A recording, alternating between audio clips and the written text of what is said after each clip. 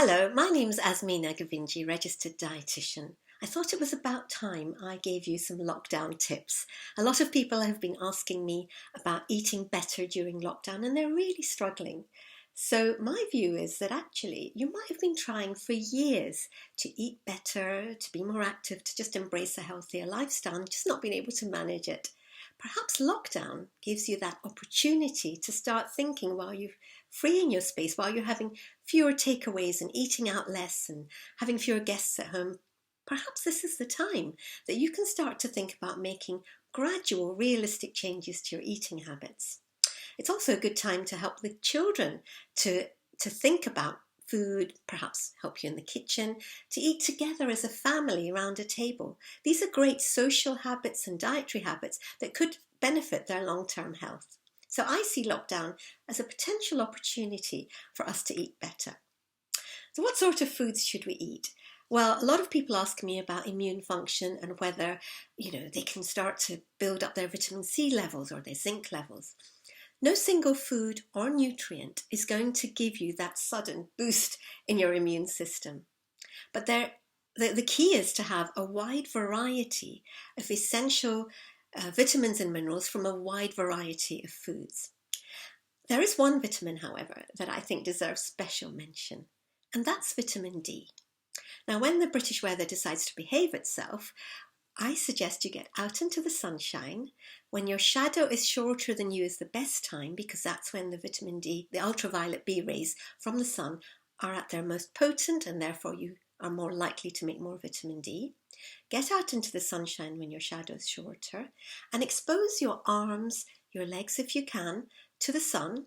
If you are dark-skinned, then that should be for up to about 25 minutes. But if you're fair-skinned, a few minutes should be enough to be able to make some vitamin D. Obviously, if you start to turn red or burn, cover up. This is really important for people who are housebound, and therefore during lockdown that might be something that we need to think about a little bit more carefully. Vitamin D helps to support your immune function. It also has been shown to have many other really good benefits to overall health. But when the British weather isn't quite as we'd like it to be, I suggest you take a supplement.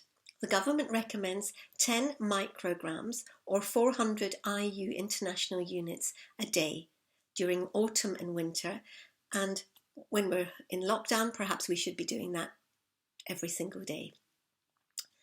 The other thing I think is interesting during lockdown is, we've maybe stocked up on things that are dried foods and canned foods. Again, I see this as an opportunity.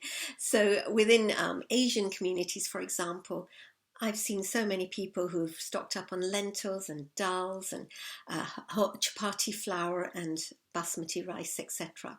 So these are all healthy foods. Ideally, whole grain varieties are better because they will give you fibre.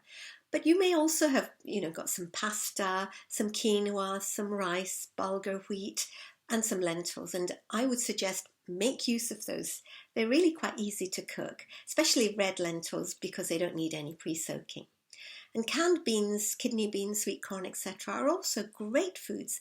And these help us to move gradually also towards more plant-based eating, which has been shown to have a host of health benefits. So for example, if you're cooking a stir fry, make sure you add an extra dose of veg into there.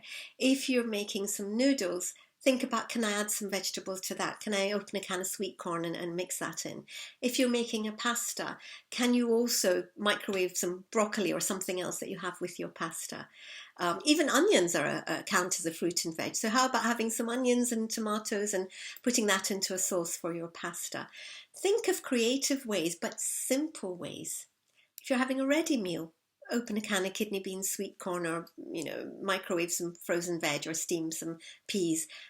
Add a side salad. Think of ways that you can start adding healthier plant-based foods into your meals that will help to fill you up, provide you with some fibre, vitamin C and potassium, but also help you towards achieving your 5 a day.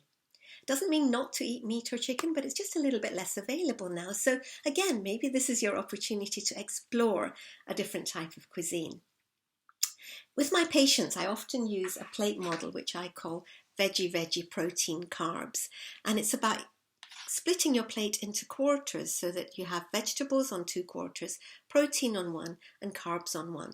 You've seen various plate models and various ways of eating. The key is to fill more of your plate with the vegetables. When you're at a buffet, for example, we tend to put the meat on first. How about putting the salad on first? So you're filling your plate with that and then adding your other foods.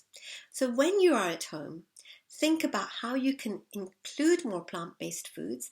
Think about balancing your meals and think about embracing this time as a time that you can instill healthier eating habits in your children and for the whole family's long-term health. Thanks for listening. Happy eating and stay safe.